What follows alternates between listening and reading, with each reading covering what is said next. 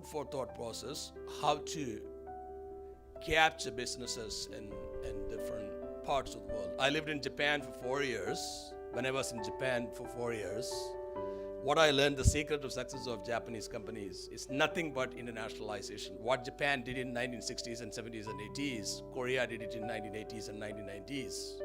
And Korea's status changed completely from the status of developing country to developed country. And what Korea and Japan did since 1960s, China is doing, or China has been doing, with an active and with a very, very bold support from their governments during the last 20 years. China has emerged as the fastest growing economy in the world. So India is doing, but India is not doing to the extent of China. So my point today, or the topic today, is introducing a 7P framework for international marketing or internationalization. So you all have studied the basic 4P framework of marketing and basic 7P framework of services marketing. But these 7Ps are completely different. These are not duplicate 7Ps. These are original 7Ps which will help and which will guide companies to think about going global and growing global in a solid way. So what we try to look at, or what we try to do, we publish a paper with this title as well, which is published in Journal of Strategic Marketing, and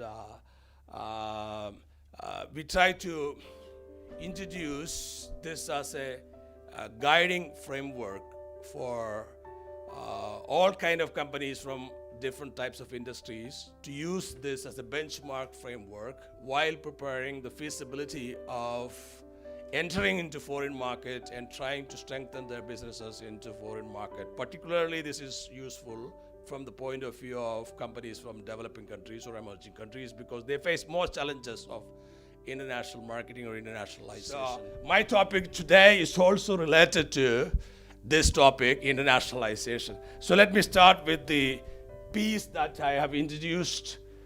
So here, there has been rapid increase in international transactions, and firms have had to rethink their global strategies. So in this research I have undertaken, we argue that the firm from emerging countries should carry out an analysis based on the first 6 Ps from our 7P framework before going global, so that they can perform better after internationalization or after going global. The 7P framework we introduced in this paper consists of potential, path, process, pace, pattern, and problems. And these P's lead to performance. The basic question is, how do we perform in the era of globalization? So performance is equalized, or performance is considered as a function of first 6 P's. Potential is based on market potential analysis. What kind of market potential you have in different countries. US is a 300 million people market with 40,000 plus or 45,000 plus per capita income. So likewise, each market to be analyzed and studied before you look at it. And path is the strategy of the company. What kind of strategies companies can have it, and of course it is also linked with the growth aspects. What kind of company is this, and how they have grown? Do they have enough strength in local market, and so on? So, and processes, what kind of processes that they follow? Are they early internationalizers or the late internationalizers, and different kind of processes? And pace is the speed of entry.